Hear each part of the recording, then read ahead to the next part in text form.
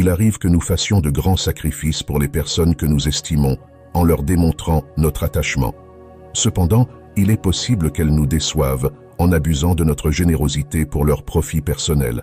Elles peuvent se montrer cordiales lorsqu'elles ont besoin de nous, mais disparaissent aussitôt leur objectif atteint, tel un oiseau s'envolant vers le ciel. Comment alors reprendre les rênes dans de telles circonstances? Nous allons aujourd'hui examiner 7 éléments essentiels des interactions humaines, en nous appuyant sur la sagesse intemporelle de la philosophie stoïcienne. En nous abstenant de ces 9 comportements, nous observerons des améliorations notables dans nos rapports avec autrui et nous en sortirons fortifiés.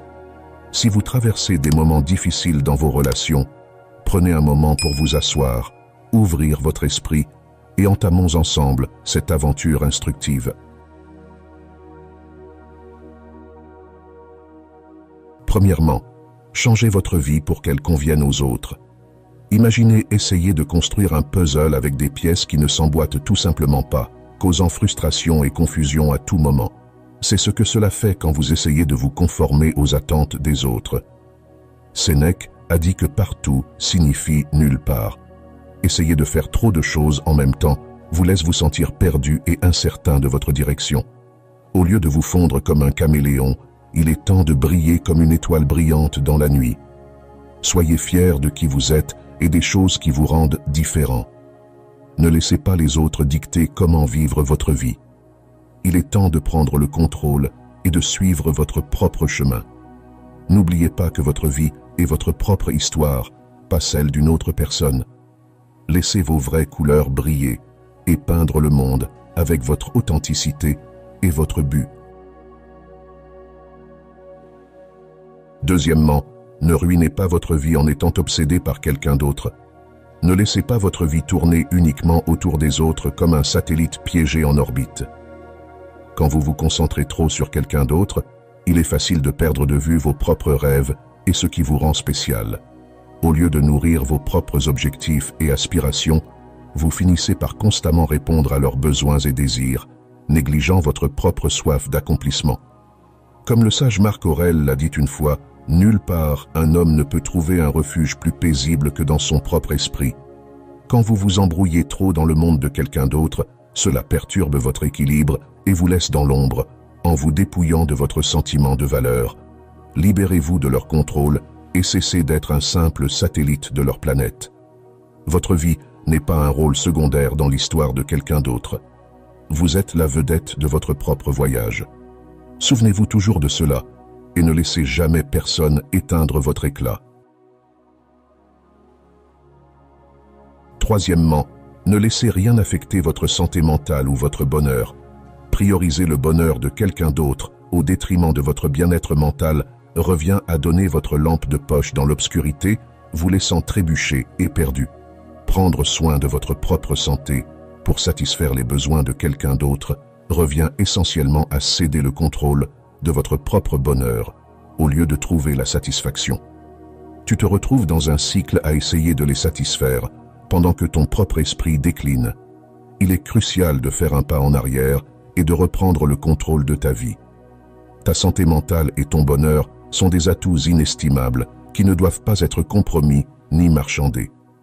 Au lieu de jouer un rôle secondaire dans la narration de quelqu'un d'autre, prends la place centrale et deviens le protagoniste de ta propre histoire. Protège ta paix intérieure et ta joie avec une détermination inébranlable. Renforce ta résilience et ne laisse personne te voler ton bonheur. Ton esprit t'appartient et tu as le pouvoir de façonner ton propre destin. Quatrièmement, ne t'éloigne pas de tes amis ou de ta famille pour une autre personne. Ne te tiens pas à l'écart de tes amis et de ta famille, simplement parce que tu es réellement attiré par quelqu'un d'autre. C'est comme couper les branches de l'arbre qui te soutient. Chaque ami et membre de ta famille est comme une branche qui a toujours été là pour t'aider. Si tu commences à t'éloigner d'eux, tu ne perds pas seulement des amis, tu affaiblis également le réseau de soutien qui a toujours été là pour toi. Platon a dit un jour que les gens sont comme des déchets. Ils peuvent te nourrir et t'aider à grandir en tant que personne, ou ils peuvent entraver ta croissance et te faire flétrir et mourir. Quand tu t'isoles, tu choisis un chemin difficile. prends l'initiative de raviver ces relations significatives qui nourrissent ton réseau de soutien.